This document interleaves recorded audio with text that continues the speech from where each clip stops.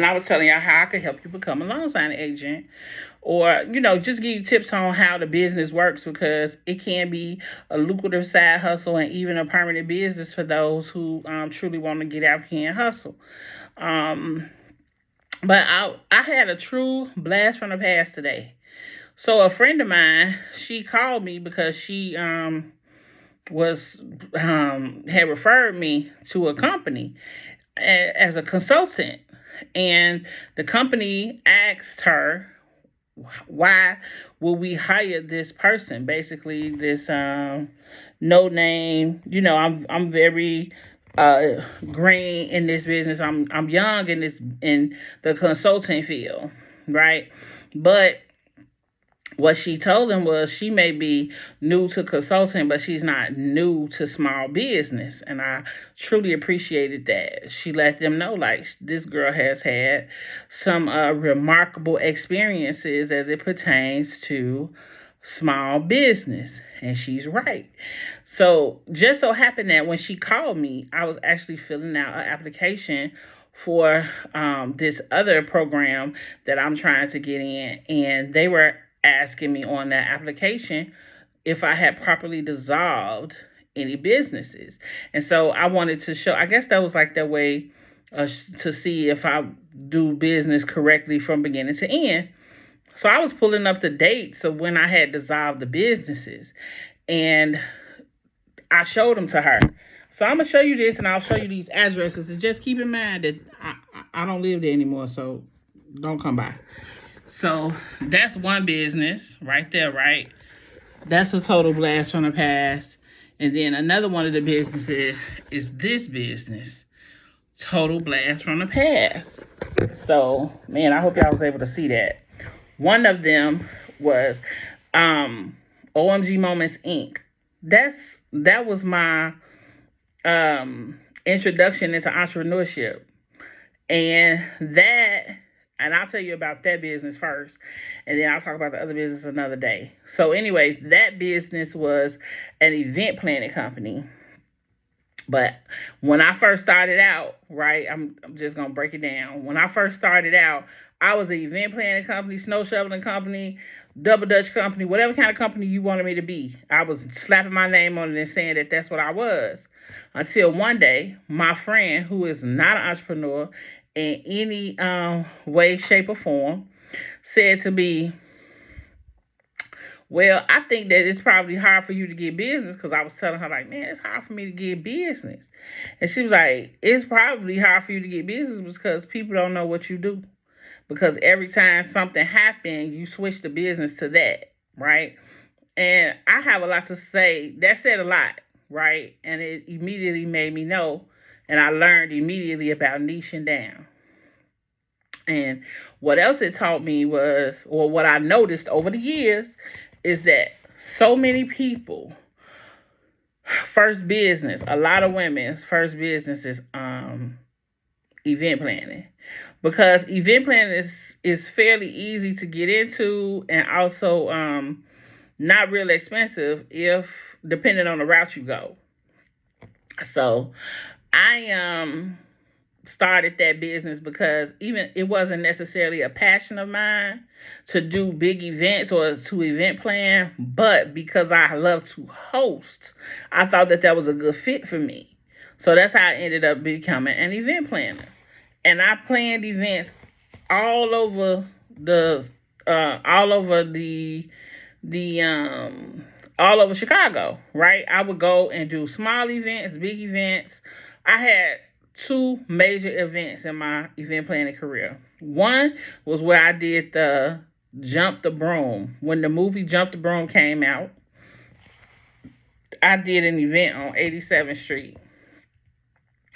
And I didn't live on the South Side then. Didn't know nothing about the South Side. And it's crazy because full circle moment, I stay around the corner from that place now. My son went to school. He graduated from the school that's literally behind that Cineplex. So anyway, I was doing events. I felt like that was a great way to network. And since I liked hosting anyway, this was a great field and business to be in. And I quickly learned that that's not for me. Why? Because I don't like being up at night. And let me tell you how I figured that out. I was at an event at someone's home. I had planned an event at someone's home. And everybody was cooking, and it was jamming. Like, this was a late night event. Everybody was doing all this different stuff. All these people I had hired, people moving back and forth, decorations, food, and plates and silverware, and all this different stuff was happening, and I was literally in the bathroom sleep. I am not a night person. So I couldn't do events. I couldn't do event planning because my heart wasn't in it. It didn't keep me awake, right? It did not keep me awake. Even now, one of my dearest friends has an event planning company, and I love, when I tell you, sis go hard in the paint, and this what she do, and this is her for real, like, this is what she do. I don't move fast enough. I'm like, oh, friend, I'll come help you. Baby, listen, I was slowing the party down. And as an owner, I could understand, and I saw that that's what I was doing.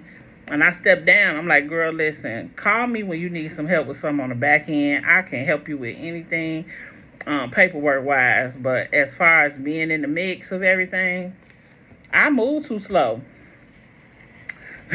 So anyway, that's how I learned that I was not an event planner.